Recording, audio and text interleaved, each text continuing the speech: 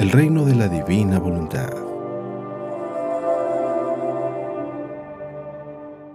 Gracias por estar con nosotros en un programa más del Reino de la Divina Voluntad. Me encuentro con el doctor Salvador Tomasini. Doctor, gracias por estar con nosotros. Sí, buenos días.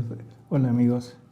Pues gracias por estar con nosotros. Nos hemos ausentado un par de semanas porque esta servidora tuvo que salir fuera y al salir fuera pues nos es difícil a veces tener los programas necesarios para reponerles a ustedes, pero prometemos que nos vamos a poner al día. Nos vamos a portar bien. Nos vamos a portar bien y aquí el doctor viene y ya nos da nuestros acicates y ya volvemos a empezar. Entonces, pues el día de hoy le decía yo al doctor, con motivo de que me devolvió este libro que lo vio aquí en mi oficina, Apostolado de la Reparación, es un libro editado en Colombia, y este libro, pues efectivamente, él lo revisó, lo vio y todo, se llama Apostolado de la Reparación, y pues yo le dije al doctor, no se olvide de devolvérmelo porque ya no lo están haciendo, y ya no lo están haciendo porque pues tiene un costo, obviamente, ¿no? Sin embargo, aquí el doctor lo vio y le pregunté a él, ¿qué le pareció, doctor? ¿Qué le pareció? Y él me dijo algo que quiero que comente con ustedes porque el programa de hoy vamos a hablar de la reparación, sobre todo a otro nivel, dejando un poco atrás las devociones a las que somos adictos, como dice el doctor, a todas las que somos adictos, nos va a dar nuestro golpe, pero de todas maneras todo acto que se haga por reparar pues es bueno.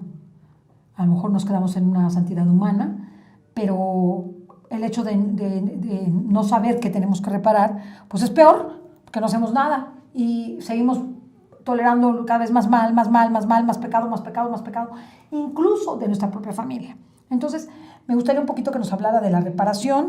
De hecho, hay un canal para esto, del Apostolado de la Reparación, que ustedes ya iniciaron, que se hace desde España, y que nos cuente un poquito en qué consiste la reparación y qué debemos hacer para la reparación. Bueno, pues sí, recomendarles el libro, porque el libro es bueno, y también tengo que se llama también Apostolado de la Reparación igual, y probablemente pues tenga un contenido semejante. La mejor reparación, la pasión de Cristo, en las horas de la pasión de Luisa Picarreta. Bueno, doctor, díganos. Después de todo este anuncio. Bueno, así es, o sea, yo creo que la reparación es necesaria, pero primero tendríamos que entender qué cosa es reparar y el por qué reparar, y sobre todo a quién reparar. ¿Qué quiere decir reparar, Ceci? Pues como que hacer que algo que perdió su sentido o su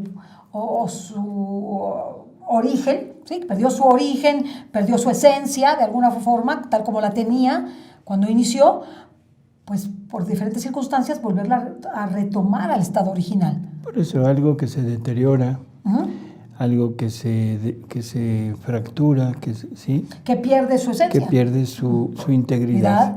Y entonces ahí es donde entra este acto de reparación, que es tratar de volver no tanto al origen, sino cuando menos a la parte a que se vea igual, ¿sí? Que por lo menos adquiera de nuevo esa integridad que perdió. Así es. Entonces, reparación ¿a quién? A Jesús, reparación al Padre, reparación ¿a quién? ¿Y por qué?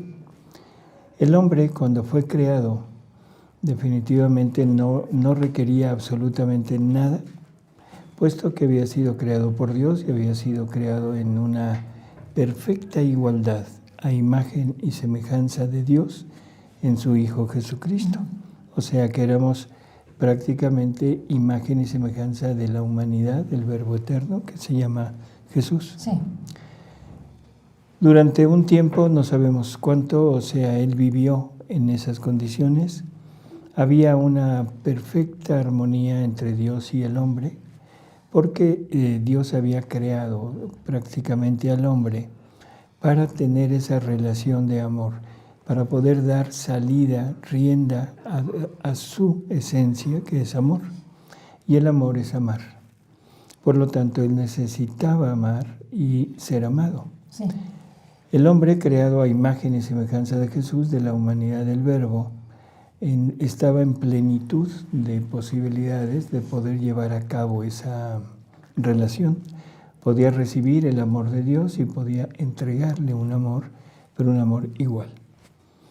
Viene el pecado, viene la desobediencia, y entonces Adán se queda fracturado, se queda deteriorado.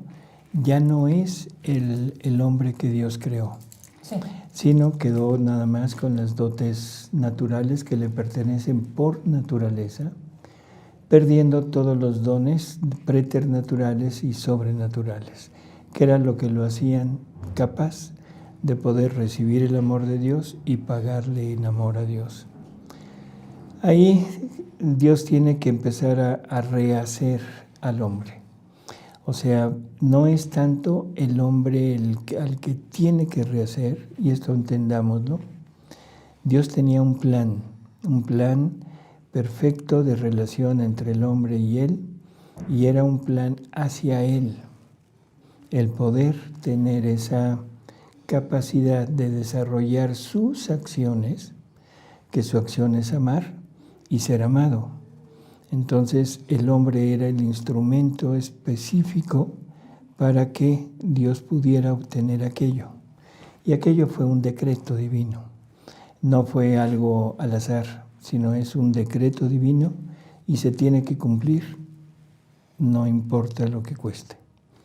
Por lo tanto, ahora Dios tiene que volver a reestructurar al hombre. No tanto destruirlo y volver a crearlo, o sea, no es el plan de Dios, sino tiene que reestructurar al hombre y tiene que ponerlo nuevamente en el mismo camino en el que estaba antes de caer en la desobediencia. Que no es poca cosa. Que no es poca cosa. Y ahí prácticamente empieza la reparación del hombre. Sí. ¿Sí? En todo el Antiguo Testamento, o sea, Dios tiene que ir guiando a su criatura en formas de comportamiento para que el hombre no siga cayendo, que el hombre empiece a avanzar, empiece a conocer a su Creador, empiece a desear ser restaurado. Le anuncian que va a ser restaurado, pero no lo restauran. No sé si esto se entiende. Sí. O sea, todos los personajes del Antiguo Testamento, ninguno de ellos pudo acceder al cielo, o sea, una vez fallecidos, una vez muertos, sino que tuvieron que esperar la venida del Redentor, que es Jesús. Sí. Porque Jesús es el que iba a pagar por todos, es el que iba a hacer la restauración de todos, pero como una promesa a futuro, se les aplicaba la gracia a los buenos de esperar y que cuando llegara y los reparara pudieran acceder con él al cielo. Pasan miles de años, viene Jesús a este mundo y Jesús empieza a restaurar. ¿Qué es lo que va a restaurar? Primero, el hombre, para entender lo que de Jesús tiene que hacer, necesitamos entender qué es el pecado.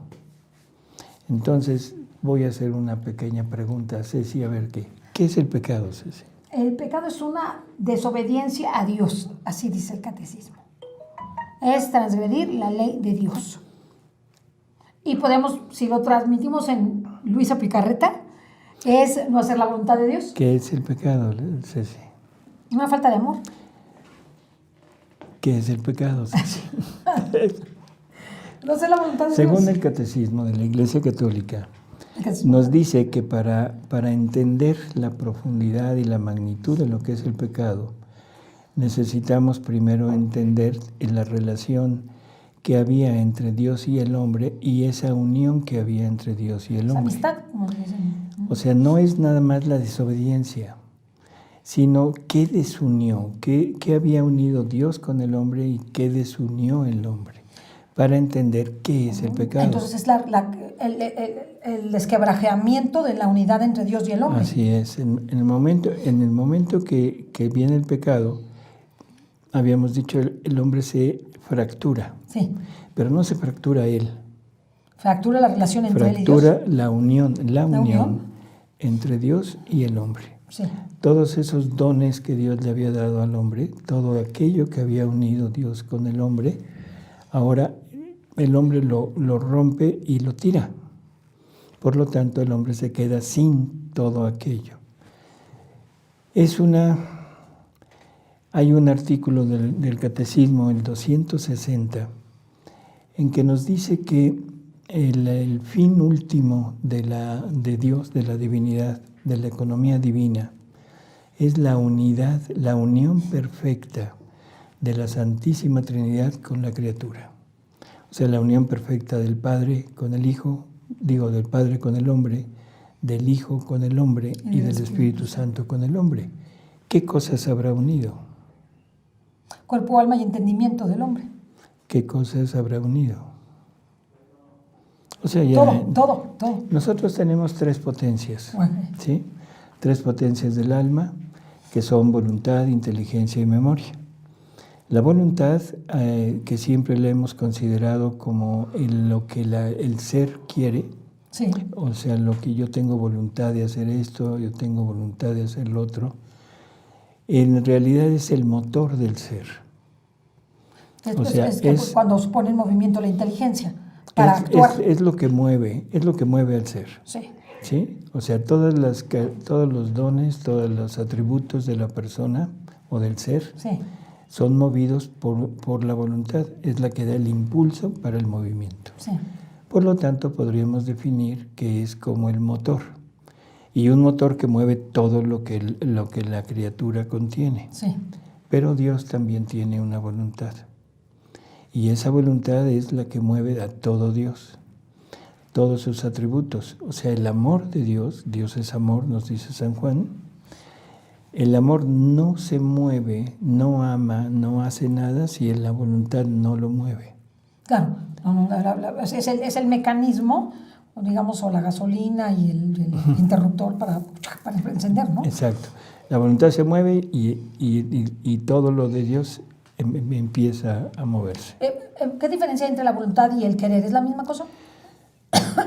En Luisa son diferentes. Voluntad es el motor, el querer ya es el acto cumplido. Ah, qué interesante. Ya lo habíamos dicho, pero de todas maneras, qué interesante. O sea, esas 3 palabras que hay en Luisa, voluntad, fiat y querer son distintas. Son distintas. Voluntad es el motor. El fiat es una palabra que indica movimiento, por lo tanto es un verbo. Entonces fiat es el verbo eterno, es el hacedor. Ok. Y el querer es el acto ya cumplido, ya hecho. El hacedor, el hágase es el movimiento. El hágase, o sea, en el momento que Dios se mueve, sí, Él empieza a crear, pues vamos a hablar de la creación, y Él dice fiat lux, y empieza la creación. Es el hágase. Pero ¿quién la hace? La voluntad de Dios. O el querer de Dios. Ahí tiene usted que decirme, porque no sé. No, pues, a ver, sigue adivinando. El querer de Dios. No, el querer es el acto cumplido. Entonces era la voluntad.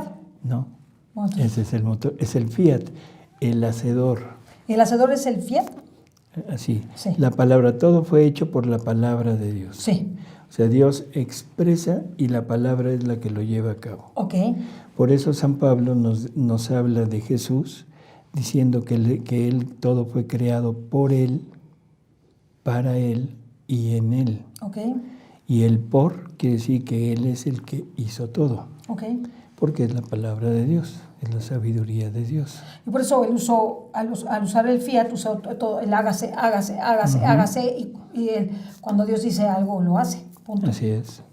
¿De acuerdo? Ajá. Bueno. Entonces ya tenemos esta parte,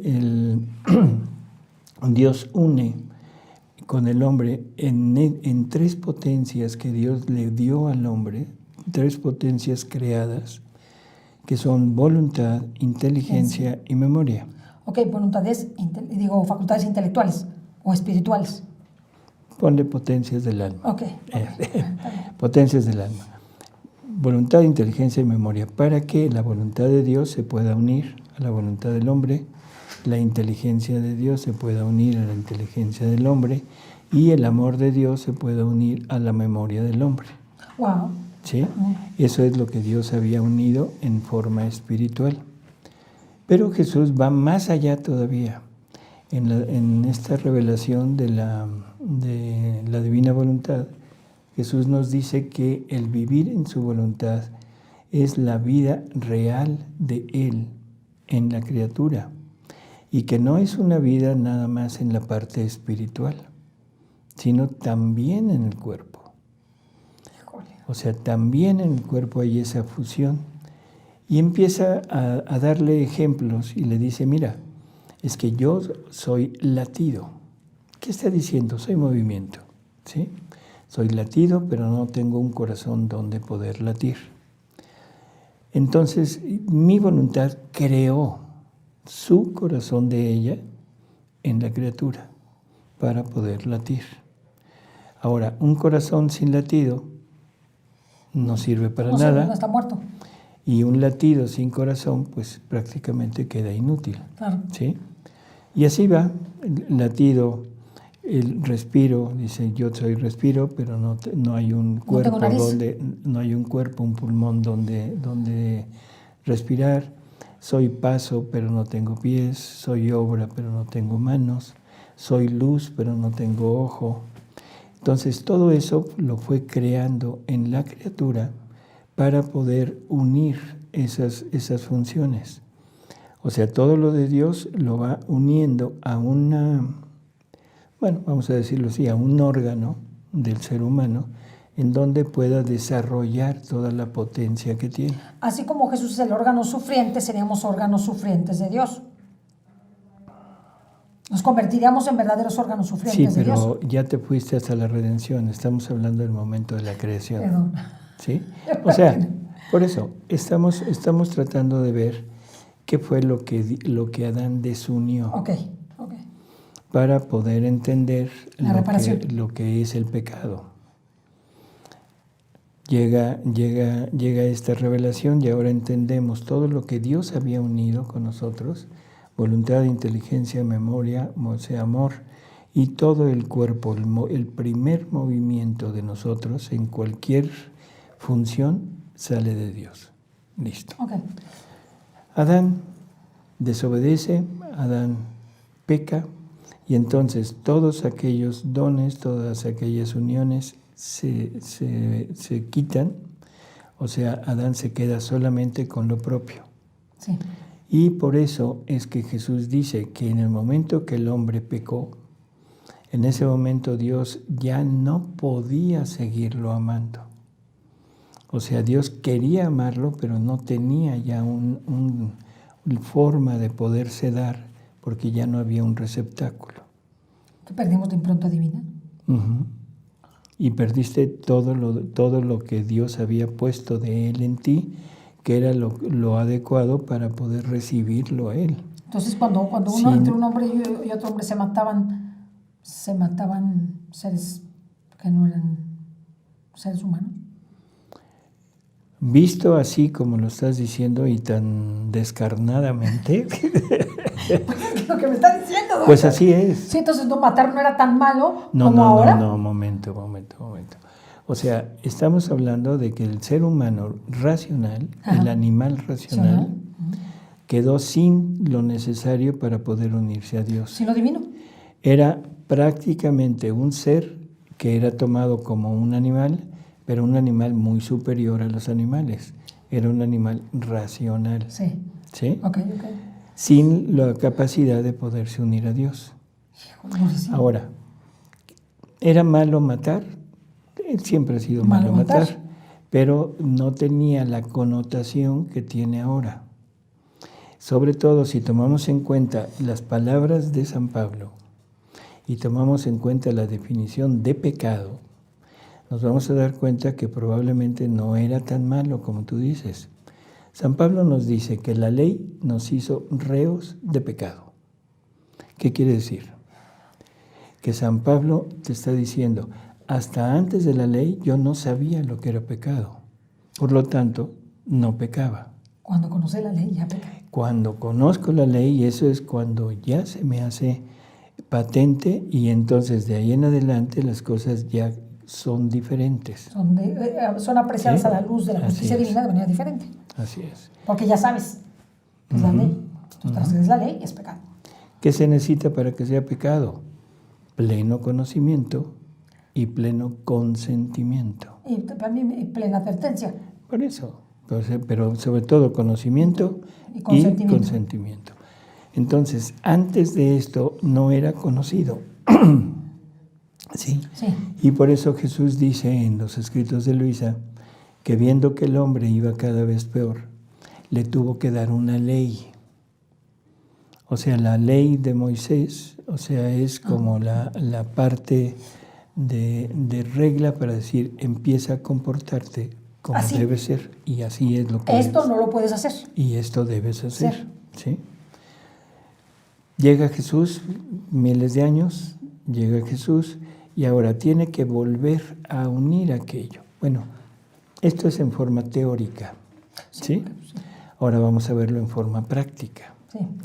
La unión que había entre Dios y el hombre era una unión, como nos dice el catecismo, por favor, esto que quede claro, es catecismo, que formar una sola cosa con Él.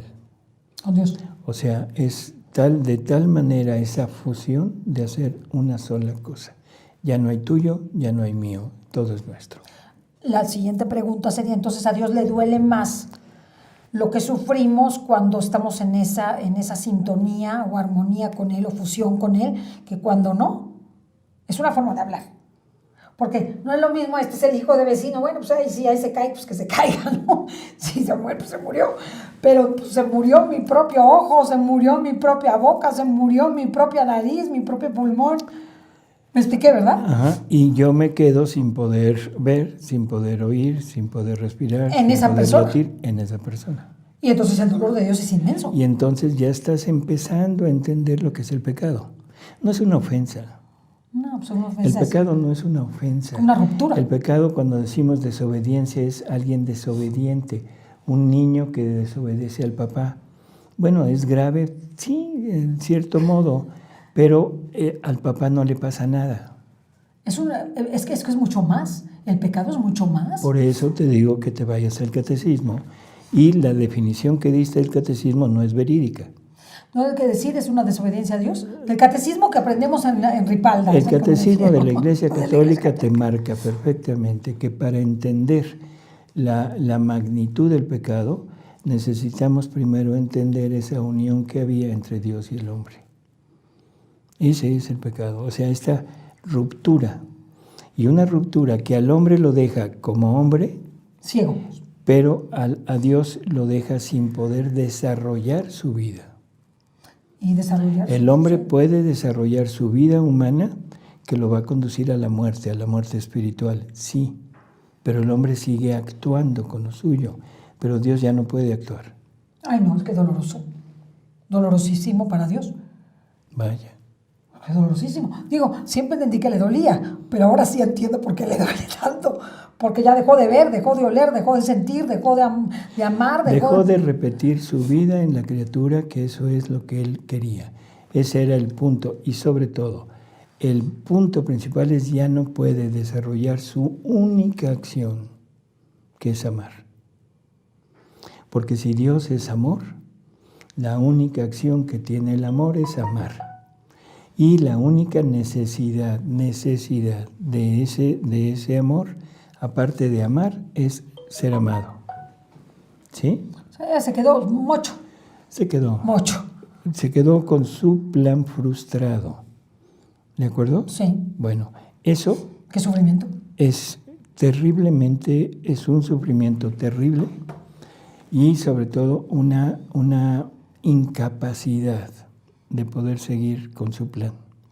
Por eso es que tiene que rehacer al hombre, no solamente salvarlo, porque nos hemos centrado en la salvación. Sí. Y todo el mundo piensa en la salvación es Dios me salva y yo soy el que va a disfrutar de esa salvación. Y a Dios no le podemos dar nada. No, a mí en que me salven. A mí, exacto, a mí que me salve. Mis timbres. Sí. Que cumplo los Bueno, mandamientos. tus salven. timbres. Mis timbres. Ok, entonces, decíamos, forman una sola cosa y cuando el hombre, dos voluntades unidas, cuando el hombre decide hacer su propia voluntad sin la unión con la voluntad de Dios, se le atraviesa. y forma una cruz. O sea, el hombre le da muerte en él, a la vida divina que Dios quería poner en él, quería vivir en él, y para darle vida a la vida humana. Y entonces ahí lo crucificas, órale. Ahí quedó crucificada todo lo que Dios había querido unir. Sí, ese es el obstáculo. Puso el obstáculo. Punto. Cuando llega Jesús, vuelvo a repetir, no es solamente salvarlo. No es solamente decir, ahora puedes acceder nuevamente al cielo, a gozar de mí, para que me vean. ¿Sí? Nada. Sino ahora vengo a repararte, porque quiero salvar también mi plan, mi finalidad. Y para poder cumplir con mi finalidad, Sí. necesito salvarte primero. Entonces, sería el primer paso, el primer rescate, pero va el rescate de todo. Así sería es. un rescate parcial, vamos a decir, pues bueno, ya estos ya son como, no sé, como ovejitas sin pastor, sin nada, o sea, ahí desmecatadas, como cabras por eso, desmecatadas. como lo hemos entendido siempre, nos vamos a ir al cielo a gozar de Dios, esa visión beatífica, toda bonita, así, todo. No es así. Muy romántico. Es muy romántico, muy bonito, muy agradable. O sea, ya Jesús vino, pagó por todos, ya felices, todo happy birthday, aleluya, aleluya. Y entonces nos vamos a gozar de Dios en el cielo. Nada más reconoce que Él te salvó. Bueno, es una postura muy cómoda, pero en fin. Y pequeña y pobre de un plan magnífico. Claro. Entonces, Jesús tiene que estar así, tiene que voltear esto. O sea, tiene que igualarlo. Tiene que darle así, muerte. Así. Tiene que darle muerte en él a la voluntad humana, a la vida humana, Sí.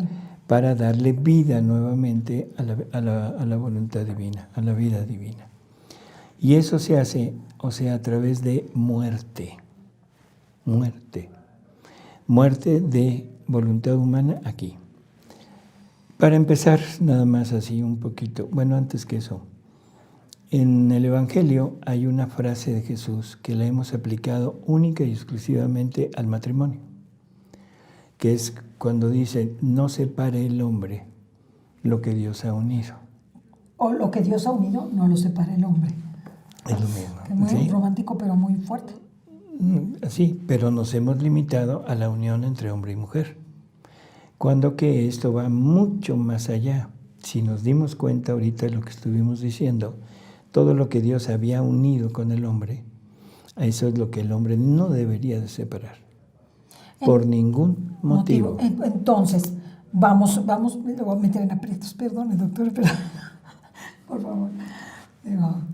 Entonces, la reparación no solamente es del hombre como hombre solo, sino del hombre con la mujer, digo para hablar en los términos que hablan actualmente nuestra sociedad, pero, o sea, reparar es al hombre y a la mujer, porque son una unidad del hombre y la mujer. Perdóname, pero yo cuando hablo de esto, yo sí les advierto desde el principio. Cuando digo hombre me refiero al ser humano. Por eso, y ser humano incluye hombre y mujer. Nunca me vas a oír decir hombres y mujeres, mujeres y hombres. No. Es ser humano y se refiere al hombre. Pero déjeme ir al punto, el que quiero.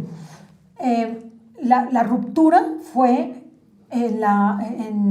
con Dios, o sea, con Dios, pero no fue solamente Eva, sino fue una ruptura de Eva con Dios y de Adán con Dios.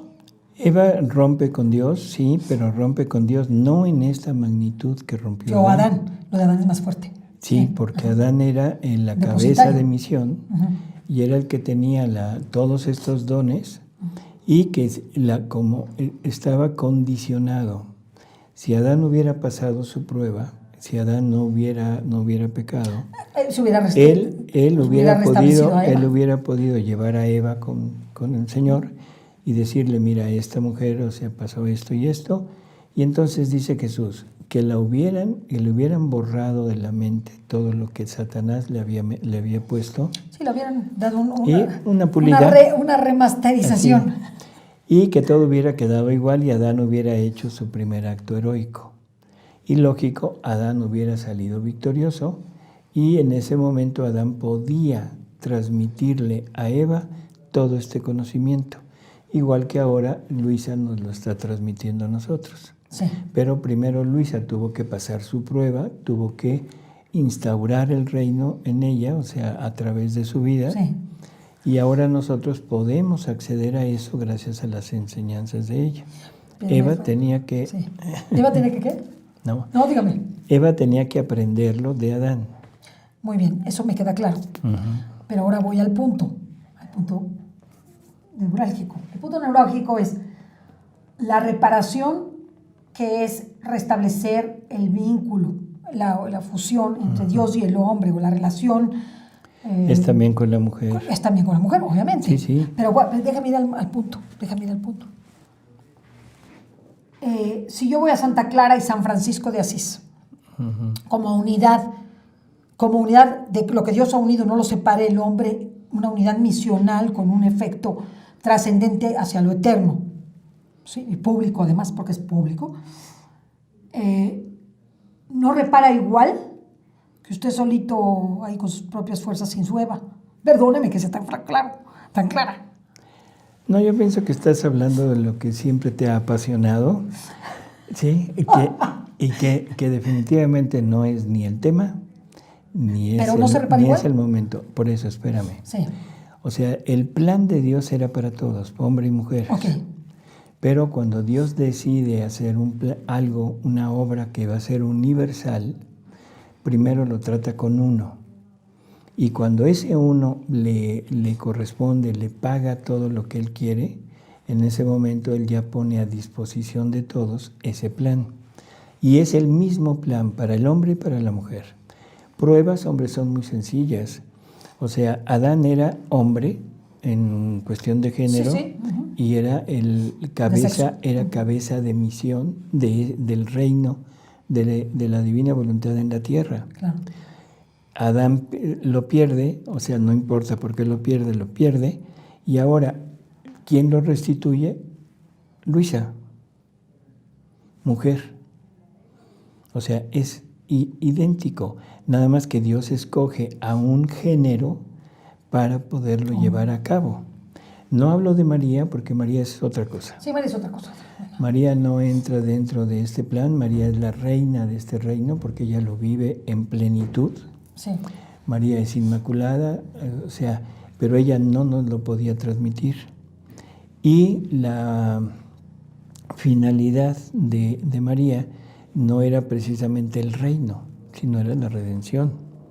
Claro, en eso entra todo, ella hace todo, pero no era su misión el darlo a conocer y el transmitirlo, sino le tocaba a Luisa. Entonces, no hablemos de que si género, que si parejas, que si hay que poner pareja, no. No, es que yo lo veo en función de la unidad que se rompió entre Adán y Eva. No, porque entonces aquí podrías decir quién es la pareja de Luisa. ¿Luisa tiene su unidad? Tendría que haber un Luiso. No. ¿Según tú? No. Así como Santa Clara y San Francisco. Por eso. No, un Luiso. Bueno, o sea, un hermanito espiritual. Un hermanito espiritual. Va a tener a toda la humanidad espiritual. Porque su función de ella es de una gran universalidad. Por eso, es universal. Es universal. Igual que la meta de Adán hubiera sido universal. Inclusive en Adán, Dios puso todo lo que el hombre podría recibir, lo puso en Adán. Y de él tenía que salir para todo, hombre y mujer, no importaba. No había esa necesidad de un hermanito o hermanita espiritual. Por eso te decía que no es el momento de ese tema, que no es, no importa. Porque se rompió la relación. Lo que pasa es que vuelvo al tema, no porque quiera yo desear simplemente, sino porque es una cuestión de origen. Si lo que Dios quiere reparar es el origen, pues desde el origen Adán y Eva están envueltos en el origen. Pero no tenían los mismos dones. Ya lo sé, pero entonces están no en el están, origen. Claro, pero no es el mismo origen. No es el mismo origen. Esto es algo que se ha discutido mucho, que se ha hablado mucho, pero yo no defiendo irracionalmente el que solamente Adán tenía eso. Hay muchísimas partes en los escritos de Luisa donde Jesús claramente nos habla de que es solamente Adán, no Yo estoy de Eva. acuerdo, yo estoy de acuerdo con usted en eso. Pero fíjese que en eso no nos vamos a pelear. Ajá. En lo que nos vamos a pelear es en lo siguiente. En que Eva, es que quiero partir del origen, o sea, no creo que es necedad. En que Eva es el mismo yo de Adán. Es el mismo yo de Adán. Seguimos con el tema porque aquí nos vamos a meter en muchos problemas. Pero nada más. Pero lo que le quiero decir es, para mí, Eva forma parte de Adán. ¿Es el mismo Adán? Toma toda la parte en Adán, fue creada la familia humana, Pues sí. hombres y mujeres. Mujeres. Y yo te diría una cosa, o sea, en Dios, todos venimos de Dios. Dios tiene una parte masculina y una parte femenina. Claro. ¿Sí? Claro. O sea, esa unidad de Dios, el Dios único, tiene la parte masculina y la parte femenina, pero la separa. Ah, sí, la separa. La separa. Aunque la saca del mismo. Sí, pero bueno, la saca de Él. Todo ha salido de Él. Nada hay que haya salido de otro lado. Todo sale de Dios. Por lo tanto, si vamos a hablar de esa unidad, tendríamos que hablar de mi hermana Piedra, de mi hermana Estrella, de mi hermana Luna, de mi hermano Pino. No es el momento. ¿De acuerdo? Está bien, digo, no, quise partir del origen, digo, hay mucho que decir al respecto, pero quise partir del origen, y el origen que está dividido es no solamente con Dios, sino entre el hombre y la mujer. Están Por eso, rotos. aquí es el hombre el que separa todo, el que se pierde todo. Llega Jesús y tiene que volver a cruzar, pero ahora al revés. Ahora tiene que darle muerte en él a la voluntad humana, a los actos de la voluntad humana, no a la voluntad, sino a los actos de la voluntad humana, para darle vida a la voluntad divina. Pero esto lo tiene que hacer desde su propia humanidad. O sea, aquí hay que entenderlo. Jesús es Dios, Dios, verdadero hombre, pero su verdadera hombre, su naturaleza humana, es la que, unida voluntariamente a su naturaleza divina, tiene que llevar a cabo toda la reparación. O sea, tiene que sufrir lo que Dios nos había indicado que teníamos que sufrir. ¿Qué nos había indicado? Es mata, quita, destruye tus propios actos propios de tu naturaleza. Sí, tu naturaleza pecaminosa. O sea, y esos son los mandamientos. Los mandamientos son una ley que nos están diciendo que no hagas, qué es lo que tu cuerpo te lleva a hacer, y que hagas, qué es lo que tu cuerpo y tu mente te llevan a no hacer.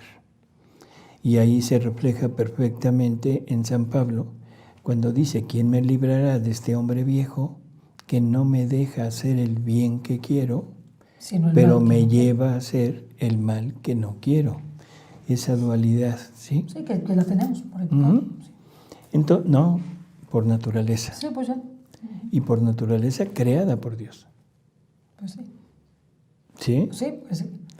Entonces, Jesús tiene que venir y tiene que rehacer eso. Y empieza su vida en este mundo desde el momento que se encarna. Él tiene que pagar antes que eso. Perdón, se me olvidan cosas. Por lo tanto, estamos adquiriendo deudas con Dios. En cada acto nuestro, en cada acto de criatura, debería de haber desarrollado todo un acto de la voluntad divina con todo lo que contiene, y por lo tanto hubiera sido una multiplicación de vida divina. Sí. Entonces, en cada acto de criatura tenía que multiplicarse una vida divina. Esa vida divina no se le dio salida, por lo tanto ahora hay una deuda. El hombre le debe una deuda, una vida divina a Dios. Pero, entonces tenemos muchísimos pecados. Tenemos muchísimos pecados. Pues sí, tenemos muchísimos pecados. Entonces es una deuda con Dios, y eso es lo que el Padre Nuestro nos ponía. Perdona nuestras deudas, como también nosotros perdonamos a nuestros deudores. Pero nosotros no la podíamos pagar. No. O sea, ¿por qué? Porque se trataba de darle muerte a nuestra voluntad para darle vida a una vida divina. ¿Sí? Entonces, en cada acto que nosotros hiciéramos, deberíamos de haber quitado todo lo nuestro, nuestras intenciones, nuestros gustos, nuestros apegos, nuestros anhelos, todo lo que somos, para darle vida a todo lo que Dios quería vivir en ese acto. ¿Sí? Por lo tanto, ahí estaba la deuda y eso era lo que había que rehacer con Dios. Jesús viene y toma todos nuestros pecados. Se los pone como si fuera una vestidura y empieza a vivir su vida. En sus actos empieza a rehacer los actos de todos. Empieza a darle muerte a los actos humanos para darle vida al acto divino. Sí. ¿Sí se entiende? Sí. O sea, va poco a poco. Sí, va con su divinidad, porque es algo de una magnitud y de una proporción inmensa. Solamente un Dios puede hacer eso. Sí, pero lo tiene que hacer desde su voluntad humana. Sí, porque tendría que tener la condición de aquel que... Si lo hubiera hecho, desde su condición divina. Desde su condición divina, no hubiera reparado. No hubiera reparado. Exactamente, ¿verdad? Entonces tenía que hacerlo desde su voluntad humana, sufriendo lo que eso significaba. Sí. Tienes que sufrir el desapego, tienes que sufrir el abandono, tienes que sufrir la falta de gustos, la falta de anhelos, la falta de todo. Sí. Y tienes que enfrentarte a todas las cuestiones que el mundo te trae, sí, para darle vida a lo que Dios. Por lo tanto, Jesús empieza a tener siempre el rehacer es el acto. Pero cada acto que habíamos hecho malo, cada pecado, merecía una pena. Bueno, es una culpa que merece una pena. Aparte de rehacer el acto, estaba la pena que había merecido. Y esa pena la tiene que pagar Jesús. O sea, Él es el que se presta a pagar y dice, yo pago por ellos. No solo los rehago, sino pago por ellos. O sea, reparo por adelantado. Hacia el futuro. Ah, sí. Hacia el futuro, el pasado se lo echó completo y el futuro se lo echó completo. Así es. Hasta el fin Porque siendo Dios, Él conoce perfectamente tanto cuántos seres humanos va a haber, como cuántos actos y cuántos pecados va a haber. Entonces tiene que ponerse todo eso y irlo rehaciendo poco a poco.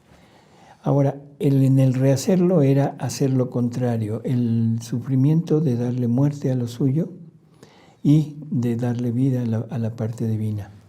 Hay una parte en las revelaciones de María Valtorta que es muy indicativo de esto. Llega Judas y hablando, le han recriminado que era medio lujurioso, ¿no? Bueno, medio. Solo un poquito. Y entonces llega Judas un día y le dice, oye maestro, ¿que tú nunca has sentido deseo? Se refiere, ¿no? A la parte humana, sexual, ¿no? Uh-huh. Y entonces Jesús le dice, Judas, tengo 30 años.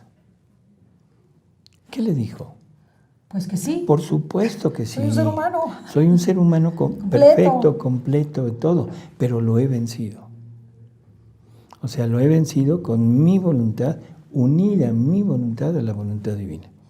No haciendo uso de la voluntad divina para vencer, sino haciendo uso de su voluntad humana unida para vencer. Sí. Entonces ha tenido que ir sufriendo todos esos cosas. Sí.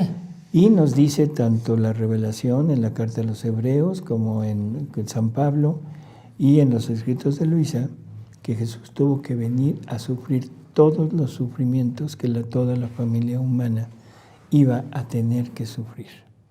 Así que nos podríamos imaginar un poco eso, yo creo que es inimaginable. Formas, figuras para entenderlo. Un pensamiento malo, bueno, lo rehace con pensamientos de Él, divinos, buenos, poniéndolos en lugar, o sea, entregándolos al Padre, actos divinos de Él para reparar todos los actos malos, pasos, todo. Pero ahora la pena. Un pensamiento malo, ¿cómo lo paga? Una espina. Una espina. ¿Cuántos pensamientos malos tendrá la humanidad? No, doctor. Por eso es que el amor divino tiene que empezar a hacerlo sufrir coronación de espinas desde el momento en que se encarna. Y tiene que ir poco a poco aumentando para reparar, para pagar la pena de todos los pensamientos malos de toda la familia humana. ¿Y cómo le dio tiempo en 33 años? Yo sé que es Dios, pero y no en 50. El amor divino, o sea... ¿Es más la calidad que la cantidad? No. Tiene que pagar uno por uno. Pero en la omnipotencia de Dios no hay problema. O sea, le alcanza el tiempo que sea. Hubiera alcanzado un minuto, no sé. 15 días, 15 años o 20 años. O sea, es la parte que lleva a cabo, pero en el interior de él. Sí. La parte externa es la parte que se la deja al hombre, porque es lo único que la divinidad no le podía dar. El odio, ¿sí? Toda esa, ¿cómo diríamos? Resentimiento, ferocidad, la venganza, todos esos sentimientos. Esos sentimientos no los tiene Dios. Por lo tanto, Él no podía aplicárselos. Y eso se lo deja al hombre en el último día de su vida. Por eso digo que lo que vimos o lo que vemos en la pasión externa es como una figura de lo que estuvo pasando toda su vida en el interior. Un flagelo por cada obra mala. ¿Sí? O sea, y así por el estilo. Como la persona de Cristo es una persona eterna y perfecta, o sea, le alcanza cualquier acto suyo para purificarlo o para reparar lo que sea. No lo pongamos en ese sentido, porque entonces con un dolor hubiera reparado todo. Y no es así. No fue así. Porque Él habla que desde el mismo instante en que queda concebido, empieza a sufrir, y ese sufrimiento le dura toda su vida. Wow. Hasta el momento mismo de que muere. Y eso en el sentido así estricto de la palabra, porque si entendemos que en la Eucaristía Jesús está repitiendo su pasión, es una pasión que se pone en acto y que está continuamente, y en alguna ocasión le dice a Luisa, hija, o sea, mi humanidad ya es gloriosa, ya no es capaz de sufrir, pero necesito nuevas humanidades donde poder seguir sufriendo. No es una humanidad que se preste a sufrir, sino es una humanidad que me permita sufrir en ella. Esas son las almas víctimas. Está fuerte. ¿Sí? Es que fuerte, doctor. Bueno, y ver a un alma víctima como alguien que recibe el sufrimiento, nada más ella, es bueno, es meritorio, pero es humano. Sí, pero si recibe el sufrimiento divino, ¿es lo que recibe? Claro. ¿El sufrimiento divino? Ahí está, de alguna manera. ¿Quién está hablando? Hija mía, mi humanidad es ya gloriosa, no es capaz de sufrir. Por eso voy buscando nuevas humanidades donde poder seguir sufriendo. ¿Quién está hablando? Está hablando Dios, pero está hablando de la criatura. Está hablando Jesús, digo, el Verbo eterno. Sí. El Verbo eterno. El Verbo eterno ahora quiere nuevas humanidades donde poder venir a seguir sufriendo Él. Darle valor al acto, un valor divino de reparación universal y no quedarse en un valor humano de reparación personal. ¿Y por qué escogió el sufrimiento como el valor más alto de la reparación? Porque es la única manera de poder entenderlo, por eso hemos ido paso a paso. O sea, entender que la culpa desunió, ese desunir desquebrajó al hombre, lo dejó y le dio muerte en él a la vida divina. Sí.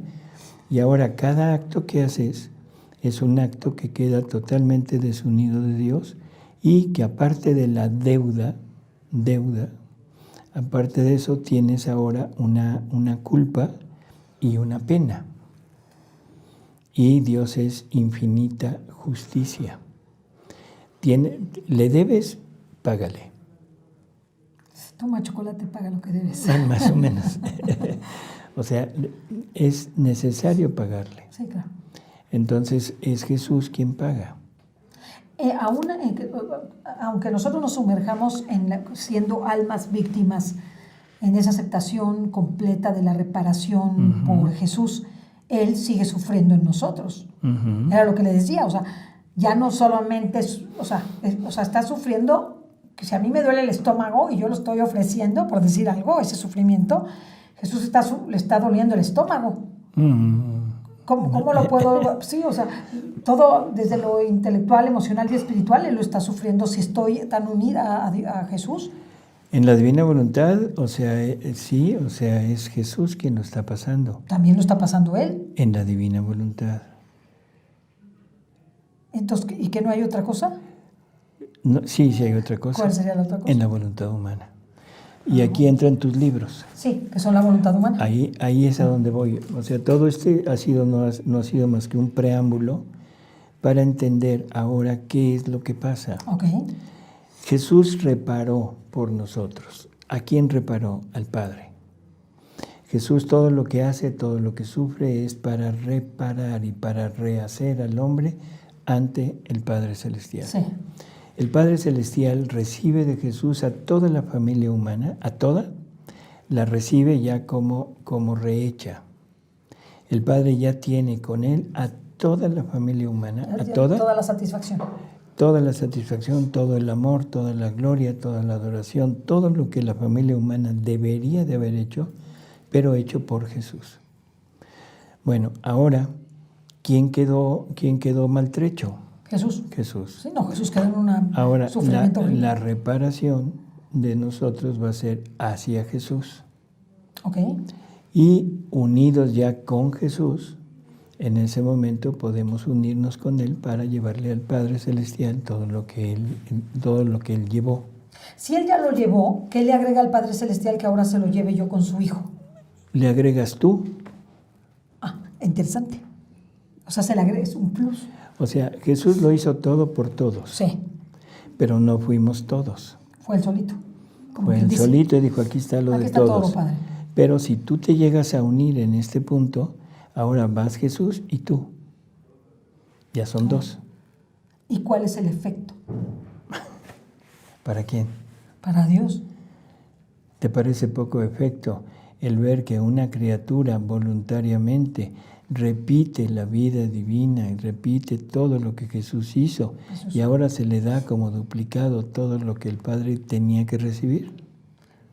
Wow, La sí, gloria precioso. de todo. ¿Te parece poco? No, es hermosísimo. Bueno, pues eso es lo que recibe. Entonces, sí, Dios recibe algo grandísimo y la criatura recibe la dignidad que tenía. La criatura recibe la gloria universal que recibió Jesús. No, hombre, No. estamos pero rayadísimos, ¿no? Rayadísimos. Sí, rayadísimos en el sentido de que sobreabundamos. Claro, pero en fin, entonces, esta reparación que se hace, vamos a entender que solamente es a Jesús, Okay. repararlo por todo lo que Él sufrió.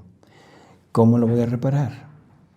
O sea, ahí teníamos estos libros que tú has mostrado, Sí. muy buenos, indiscutiblemente, es voy a toda ver, toda la parte humana, toda la parte del deseo humano, de la parte de esa ¿cómo diríamos? Esa espiritualidad donde el ser humano quiere unirse a Jesús, repararlo, amarlo, aliviarlo, pero todo queda como voluntad humana. O sea, que es una reparación a medias. Todo queda como un buen deseo. Jesús nos dice que los buenos deseos, o sea, que la voluntad cuando desea algo pero no lo puede hacer, bueno, queda como un acto hecho en ella. Por eso es que hay actos de pensamiento. O sea, si tú ves a una mujer con ojos malos, ya cometiste adulterio y quedó como adulterio, pero quedó como adulterio en mí, pero no en la mujer. Claro, claro. ¿Sí? Aquí la reparación queda en mí como acto. Dios lo agradece como un acto, como un ofrecimiento, pero no queda en él. Yo, si me pongo a meditar, por ejemplo, en el huerto de los olivos, o sea, para mí, desde el punto de vista humano, queda como algo hecho para mí, como un acto hecho, pero no queda como que yo estuve presente ahí. Claro, ¿Sí? claro. Bueno, en la divina voluntad, La divina voluntad tiene la capacidad o los atributos necesarios para poder situar a la criatura no en el tiempo, sino en la eternidad. Sí, la saca del tiempo. Así es. Entonces ahora esa criatura se puede poner en cualquier momento de la historia. Y hablando de reparación, se puede poner en el huerto, en la cruz, en el momento de la captura, o en la vida personal de Jesús durante toda su vida, la vida oculta, o en la vida pública, en cualquier momento.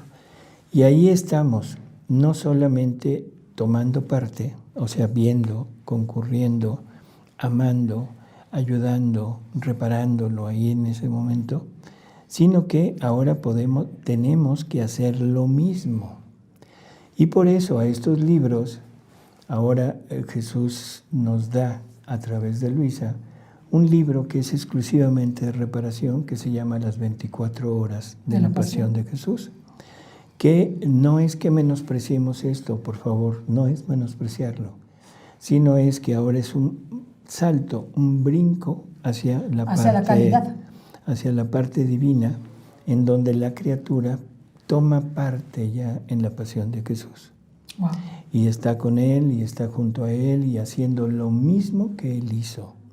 Jesús se lo dice en varias ocasiones en este libro de las horas de la pasión, donde dice: hija, fíjate lo que hago yo para que lo hagas tú también. Hija, repara junto conmigo, aprende las verdaderas reparaciones. La verdadera reparación es la que hace Jesús, no la que haces tú. Claro, la reparación es la de Él. Por eso. Claro. Entonces, siempre es tomarlo de Él para hacerlo nosotros. ¿Y cuál es el punto así fino de esto? Es revestirnos con todo lo de Jesús para ahora presentarnos junto con Él, pero vestidos igual, coronado, flagelado, crucificado y todo. Quiero leer un pequeño pasaje. Lectura de Luisa, que es perfecto, porque dice, está hablando con la Virgen, y entonces la Virgen le dice: las oraciones más potentes sobre el corazón de mi Hijo y que más lo enternecen es cuando la criatura se reviste con todo lo que Él mismo obró y sufrió, habiendo dado todo eso como don a la criatura. Todo el sufrimiento de Jesús nos lo da como don. ¿Para qué? Para salvarnos, para rehacernos y para restituirnos. Sí. Por tanto, hija mía, reviste tu cabeza con las espinas de Jesús, adorna tus ojos con sus lágrimas, impregna tu lengua con su amargura, reviste tu alma con su sangre, adórnate con sus llagas, traspasa tus manos y pies con sus clavos, y como otro Cristo, preséntate ante su divina majestad. Este espectáculo lo conmoverá, de manera que no sabrá rehusar nada al alma revestida con sus mismas divisas. Pero oh, cuán poco saben las criaturas servirse de los dones que mi Hijo les ha dado. Cuán poco saben las criaturas. Entonces le quiero preguntar, ¿en qué ayuda, que seguramente ayuda, el unirse en esas circunstancias, o sea, con esa intención de ponerse su vestimenta, cargar la cruz, ponerse las espinas, el ayuno, la mortificación del cuerpo, los sacrificios, los actos de virtud? ¿Cómo los concatena? Por eso, esa es la parte humana de que se sacrifica, que quiere compartir de alguna manera con Él, pero son sufrimientos a partir de la criatura. Okay. O sea, tu ayuno, lo que hagas, es algo que es humano, no trasciende. Porque no está unido al ayuno de Jesús. Porque Jesús no es el ayuno de Jesús, no es el sufrimiento de Jesús, no es el abandono de Jesús, no es el dolor de Jesús, no es la corona de espinas de Jesús, no es nada de Jesús. Es tuyo que tú voluntariamente lo ofreces y es loable. Y ahora, Eso es, espérame, eso es lo que Dios había querido de la criatura. Eso es lo que pone a la criatura a hacer desde su venida hasta ahora. O sea, lo deja haciendo todo, pero todo hacia Él, pero nunca en Él y con Él. Okay. ¿Sí? O sea, lo hacemos, sí. Y vuelvo a repetir, es muy bueno, sí, pero es la parte humana. Ahora, eso humano, Jesús quiere convertirlo en divino. Es la parte del pasado y lo que quiere es eso sublimarlo hacia el futuro. La divinidad te ve a ti sufriendo por amor a Él. Dice, qué bueno, mi hija. Por fin. Y por fin le voy a dar gracias. O sea, gracias en el sentido de dones y todo. Pero es Él viéndote a ti. En la divina voluntad, y lo que estamos oyendo es tomarlo de Jesús, revestirnos con eso, que eso se vuelva mi vida, y ahora yo me presento junto con Jesús, pero con todo eso. Precioso. Y esa es la parte superior, porque ahora Dios, la divinidad, lo que ve ya no es a ti nada más, sí, sino ve a su Hijo Jesús junto contigo, unido, fundido contigo, y tú voluntariamente llevándolo y decirle, aquí estamos. Sí, es precioso. Y ahora todo lo que nosotros podemos hacer, ya que viene la Cuaresma la siguiente semana, pues este tema está muy ad hoc, porque nosotros podemos empezar a meditar la pasión de Jesús y asumir esa pasión de Jesús en nosotros, dando un paso más a nuestra propia mortificación humana. Sí, o sea, dando un paso hacia Lo adelante. primero que necesitamos hacer es empezar a querer, a intentar vivir en la divina voluntad. Porque todo esto, desde la voluntad humana, sin todo meternos en ella, definitivamente vuelve a quedar como esto. Sí, se queda a la mitad. Se queda aquí. Entonces, yo pienso que es muy conveniente que las personas que conocen de divina voluntad, tomen el libro de las horas de la pasión y adelante. Pero meditado, por favor, no es leído. Estamos muy acostumbrados a leer. Sí, pero eso no es y esa lectura se hace como la lectura de un diario, de un periódico. O sea, la leemos y ya. No, hay que irla meditando. Y eso es mucho más allá. Y dice Jesús, todo aquel que haga estas horas con mis mismas intenciones, ahí y dice que es lo que le va a dar un alma por cada palabra, en fin. Salvará a las naciones que lo tengan, un solo libro, que lo lean. Así es. O sea, esto es, dicho de paso, para todos aquellos que se preocupan por el purgatorio, de los sufragios y todo, qué bueno, pero aquí hay una promesa ya explícita de Jesús. Por cada palabra te doy un alma. Bueno, qué regalo tan grande. Por cada palabra te doy un alma. Y cada vez que la hagas. Creo que esto es más allá de cualquier... No, es un premio inmerecido totalmente. O sea, véjense por cada palabra. Déjalo del premio. Es una ayuda increíble a las almas del purgatorio. Que sufren mucho. Que dicho sea de paso. Entonces, no sé, así en forma muy general, o sea, hemos tratado de ver qué es la reparación, pero a nivel ahora de divina voluntad, que es volverte otro Cristo, punto, con Cristo. No por ti misma, sino con Cristo, y ahora podemos llevar a cabo todo lo que Él hizo. Y el hacer esto ya, estamos hablando de palabras mayores, porque ya frena todo el mal de golpe. Claro, si esto se hiciera, y dice Jesús que si hubiera un alma en cada lugar, en cada país, en cada población que hiciera esto, el mal se acabaría. O sea, entendamos que el mal, todo ese mal que existe en este mundo, o sea, no es producto más que de la ausencia del bien. Y recordemos, el mal no existe por sí mismo. No, la ausencia del Entonces, bien. es igual que las tinieblas. En cuanto llega el sol, las tinieblas se quitan. El mal, en cuanto llega el bien, se quita. Pero ¿quién se decide? Cuando vivimos una vida que lo último que pudiéramos pensar es en reparar. lo último que hubiéramos pensado es en sufrir. No, pues eso es lo que menos queremos. Así es. Sí, que somos un Por segundo. eso el mal sigue aumentando y por eso todo lo que hagamos desde nuestra voluntad humana tiene un valor, sí, pero tiene un valor mío, para mí. Pero no para Jesús. Pero no se extiende a la población. Entonces, cuando nosotros reparamos en divina voluntad, o sea, digamos, estamos haciendo el ayuno, vamos a trascenderlo.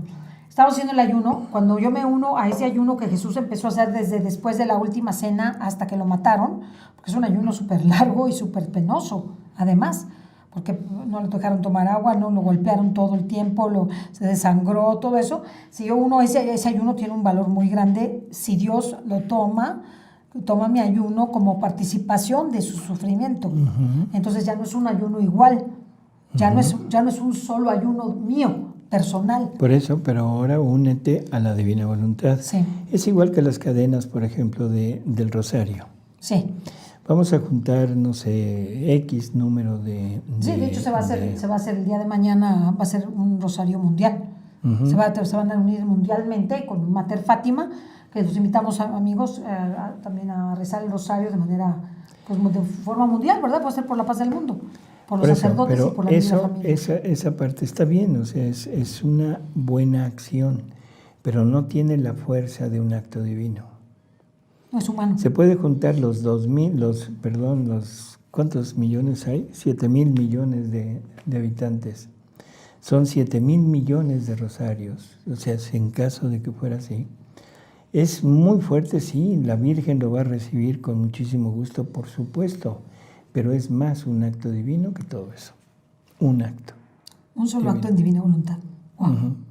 Por lo tanto, o sea, yo creo que en los tiempos que estamos viviendo hay que tirar a lo máximo. Es como en una guerra. Imaginémonos una guerra ahorita mundial, la Tercera Guerra Mundial, en que Estados Unidos salga a pelear con mosquetes. Sí, no se reirían de él. Así es, o con arco y flecha, ¿no? Sí. O sea, definitivamente. O como espada y ¿Es buena la acción? Sí, es muy buena la acción. Es muy loable, sí. Se recibe muy bien, sí. La Virgen responde, sí. O sea, pero el valor de un acto divino sobrepasa total y absolutamente todo lo que se puede hacer desde la parte humana. Y eso es lo que las personas no logran captar. Que si todos nos quisiéramos poner acá, sería en rotundo el triunfo, ya así, total. Aplastante. El único problema es que esto compromete, lo otro no. Claro. Lo otro no, lo otro es, me comprometo a rezar un rosario, perfecto, pero comprométanse a vivir una vida, ahí es donde la persona dice, espérate, no es para tanto. Sí, como que lo ve muy radical, ¿no? Así es. Dice, bueno, yo no mato, no robo y soy bueno. Soy bueno. Y eso es lo que está pasando en este mundo. O sea, nos comprometemos, pero en fragmentos. Yo creo que deberíamos de ser más conscientes de esto y reparar, hablar de la reparación ya para venir la Semana Santa, venir el tiempo cuaresmal, este tiempo extraordinario en donde nos invita el Señor a meditar en su pasión y a vivir su pasión. Nos invita a vivir su pasión. Entonces, qué mejor que el libro de las horas de la pasión para poder empezar a reparar y unir nuestra mortificación humana a la mortificación divina del hombre de Dios. Y empezar a entender lo que Jesús sufrió. Sí, y empezar a quitarle las cruces. Porque pues lo tenemos al pobre crucificado con todo. Así es. Así que pues amigos, o sea, Ceci, ojalá que esto, pues no sé, pudiera trascender un poco y pudiera quedar en la mente de cada uno de nosotros esa idea de que vale más un acto divino que todos los actos humanos que pueda haber. Sean muy grandes y muy loables. Y no estamos menospreciando, vuelvo a repetir, porque luego se toma como que dijimos que aquello no sirve. No, sí sirve, pero la fuerza, la potencia que tiene un acto divino es totalmente inimaginable. Fusionémoslos con los de Jesús para que entonces sea diferente, ¿verdad? Sea Así mucho es. más grande. Así es. Y que la Cuaresma haga una gran diferencia, esta Cuaresma sea una gran diferencia. Haga la diferencia en nuestra vida y en la de los demás, especialmente. Doctor, muchas gracias. No, al contrario. Doctor, muchas gracias. Es un Cecilia. temazo y hay mucho que hablar del tema y como se dan cuenta y sobre todo mucho que reparar. Muchísimo que reparar. Así es. Propio y ajeno. Propio y ajeno. Así que gracias a todos ustedes por el favor de su atención. Gracias, doctor Tomasini. Estuvo precioso su explicación y exposición que nos ayuda a entender la reparación en divina voluntad. Muchas gracias. Hasta la próxima, amigos. Hasta luego.